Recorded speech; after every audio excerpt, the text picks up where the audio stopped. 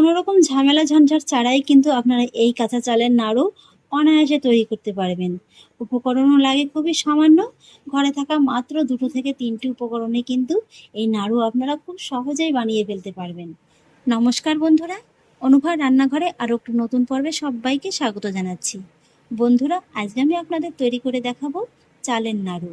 নাড়ু তো অনেক রকমভাবে খেয়েছেন, তবে এইভাবে একবার চালের নাড়ু বানিয়ে খেয়ে দেখতে পারেন। কথা দিচ্ছি, একবার খেলে কিন্তু বারবারই খেতে মন চাইবে। আর এই নাড়ুগুলো জানেন তো, বানানো যেমন সহজ, খেতে কিন্তু তার থেকে অনেক বেশি মজাদার।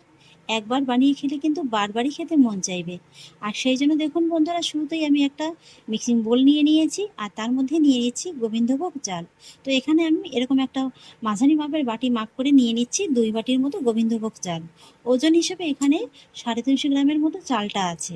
তো এখানে আমি রেসিপি করার সুবিধার্থে একটা বাটি মাপ করে নিচ্ছি। আপনারা কিন্তু আপনাদের সুবিধা মতো যে কোনো একটা কাপ মেপেও নিতে পারেন। তো দেখুন, চালটাকে আমি নিয়ে নিয়েছি, আর এবার আমি চালটাকে 2-1 বার জল দিয়ে একটু ভালোভাবে ধুয়ে নেব।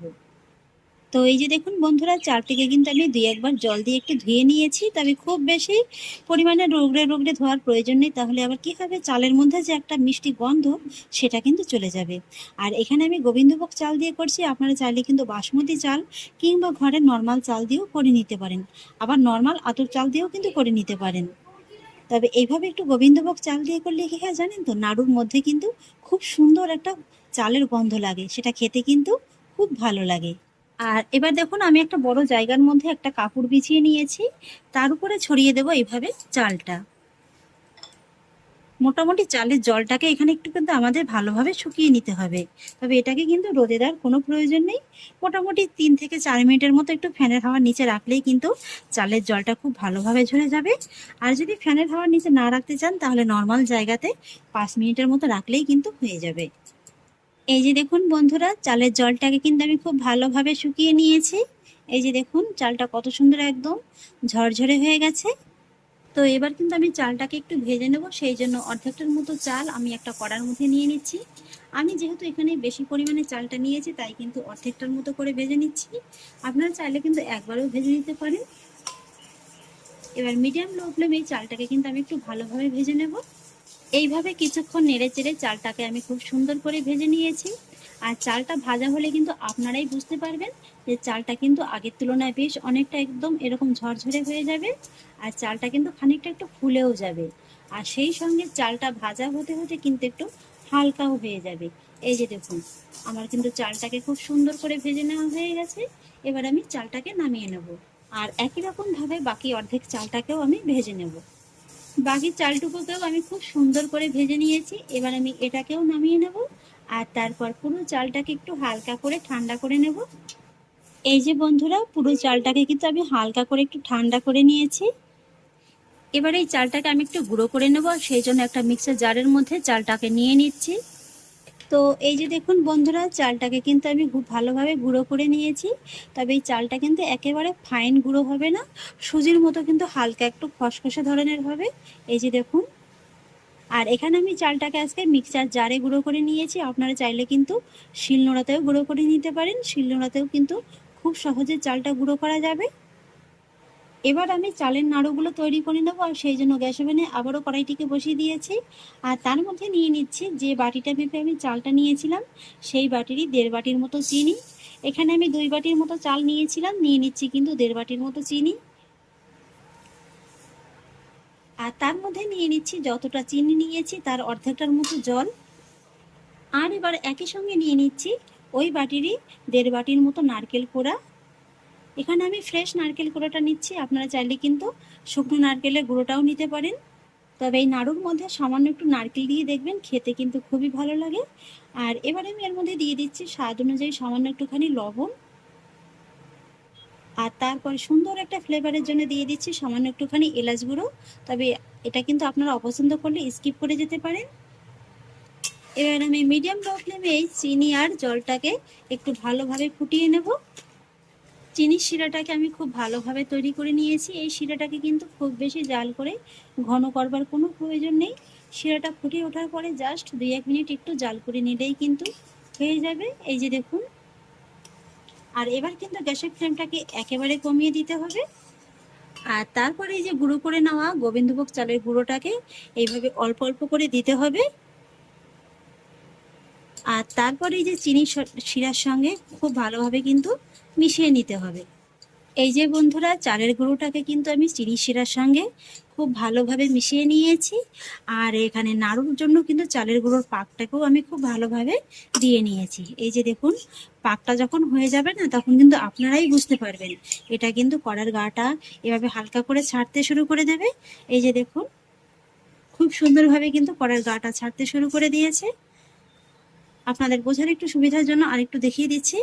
এইভাবে হাতে অল্প করে একটু নিয়ে নেবেন, তারপরে এইভাবে একটু হাতে মুঠো মতো করে দেখবেন। যদি দেখেন যে খুব সহজে এরকম একদম গোল হয়ে যাচ্ছে, তাহলেই বুঝবেন যে পাকটা আপনাদের একদম ঠিকঠাক মতো তৈরি হয়েছে। এই যে দেখুন, আর পাকটা যখন এইভাবে একদম পারফেক্ট ভাবে তৈরি হয়ে যাবে, তখন কিন্তু সঙ্গে সঙ্গে গ্যাসের ফ্লেমটাকে অফ করে দিতে হবে। আর এই পাকটা তৈরি হতে কিন্তু খুব বেশি সময় লাগে না। মোটামুটি চিনি শিরার সঙ্গে চালের গুঁড়োটাকে ভালোভাবে মিশিয়ে নেওয়ার পরে 8 থেকে 10 মিনিটের মধ্যেই কিন্তু পাকটা হয়ে যাবে। এখানে কিন্তু আমি গ্যাসের ফ্লেমটাকে একেবারে অফ করে দিয়েছি। আর এবারে আমি নাড়ুর পাকটাকে কড়ার মধ্যে এইভাবেই কিছুক্ষণ ঢাকা চাপা দিয়ে রেখে দেবো। মোটামুটি 2 থেকে 3 মিনিটের মতো একটু রেখে দিলেই হয়ে যাবে। এতে করে কি হবে, চালের যে গুঁড়োটা আছে ওটা কিন্তু খুব ভালোভাবে সেদ্ধ হয়ে সেট হয়ে যাবে। 3-4 মিনিট বাদে এবার ঢাকাটাকে তুলে নিচ্ছি। এই যে দেখুন বন্ধুরা, এই 3-4 মিনিটের মধ্যে কিন্তু চালের গুঁড়োটা আরেকটু বেশ একটু ফুলে গেছে। আর এই যে দেখুন, অনেকটা কিন্তু বেড়েও গেছে। এই যে দেখুন, এবার আমি এর থেকে এইভাবে অল্প অল্প করে নিয়ে নেব। আর তারপরে খুব ভালোভাবে কিন্তু নাড়ুর শেপটা দিয়ে নেব।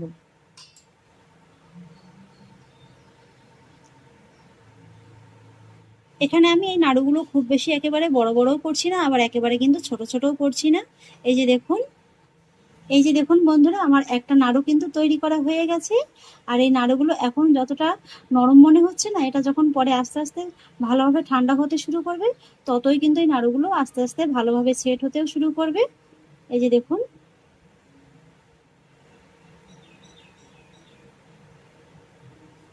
কোনো রকম ঝামেলা ছাড়াই এই নাড়ুগুলো একবার তৈরি করে খেয়ে দেখতে পারেন। খেতে কিন্তু অসাধারণ লাগে। একবার খেলেই কিন্তু আরো একবার খেতে মন চাইবে। আর এই নাড়ুগুলো কিন্তু একটা দুটো খেলে মন ভরবে না, যত খাবেন ততই কিন্তু খেতে মন চাইবে। আরো একটি নাড়ু আমি তৈরি করে নিলাম, আর এইভাবেই সবকটি নাড়ু তৈরি করে নেব। এই নাড়ুগুলো কিন্তু এখনো বেশ খানিকটা গরম আছে, তাই নাড়ুগুলো কিন্তু হালকা করে একটু নরম আছে। এই নাড়ুগুলো যত ঠান্ডা হবে ততটাই কিন্তু খুব ভালোভাবে একদম সেট হয়ে যাবে। আর কালারটাও কিন্তু একেবারে অনেকটা চেঞ্জ হয়ে যাবে, একদম সাদা হয়ে যাবে। দেখতে কিন্তু খুবই ভালো লাগবে। কোনো রকম ঝামেলা ঝঞ্ঝাট ছাড়াই কিন্তু আপনারা এই কাঁচা চালের নাড়ু অনায়াসে তৈরি করতে পারবেন। উপকরণও লাগে খুবই সামান্য। ঘরে থাকা মাত্র 2 থেকে 3টি উপকরণে কিন্তু এই নাড়ু আপনারা খুব সহজেই বানিয়ে ফেলতে পারবেন। দেখুন বন্ধুরা, নাড়ুগুলোকে আমি একটা প্লেটে সার্ভ করে নিয়েছি। আর এবার দেখুন দেখতে কতটা লোভনীয় লাগছে। বলেছিলাম না, এগুলো যত ঠান্ডা হতে থাকবে ততটাই সাদা হতে থাকবে, আর ততটাই কিন্তু এটা একদম পারফেক্টভাবে বসে যাবে। এই যে দেখুন বন্ধুরা, দেখেই না লোভ লেগে যাচ্ছে একদম। এগুলো কিন্তু আরো ঠান্ডা হবে, আরো যত ঠান্ডা হবে আরো তত পারফেক্ট ভাবে একদম সেট হয়ে যাবে। এই যে দেখুন, আপনাদের একটা ভেঙে দেখিয়ে দিচ্ছি। এই যে দেখুন, কি বন্ধুরা, একবার হলেও বাড়িতে বানিয়ে খেয়ে দেখুন। বারবার কিন্তু খেতে মন চাইবে, এই কথাটা কিন্তু বারবারই আপনাদের বলছি। এই যে দেখুন কতটা পারফেক্ট হয়েছে দেখুন। আর এইভাবে কিন্তু নাড়ু বানিয়ে আপনারা যে কোনো পুজো অকেশনেও কিন্তু ভগবানের ভোগে লাগাতে পারেন। সেক্ষেত্রে শুধুমাত্র লবণটা স্কিপ করে সন্দুক লবণটা ব্যবহার করবেন, তাহলেই হবে। এই যে দেখুন, তাহলে আশা করছি বন্ধুরা, আমার আজকের এই কাঁচা চালের নাড়ুর রেসিপি আপনাদেরও খুব ভালো লেগেছে। যদি ভালো লেগে থাকে তাহলে আমাকে অবশ্যই একটা লাইক এবং কমেন্ট করবেন, সেই সঙ্গে বন্ধুদের সঙ্গে শেয়ার করবেন। আর প্লিজ বন্ধুরা, যদি আমার পরিবারের নতুন সদস্য হয়ে থাকেন তাহলে একটা সাবস্ক্রাইব করে পাশে থাকা বেল আইকনটি প্রেস করে দেবেন। ফিরে আসছি এরকমই পরের অন্য কোনো নতুন রেসিপি নিয়ে। সবাই ভালো থাকুন, সুস্থ থাকুন, ধন্যবাদ।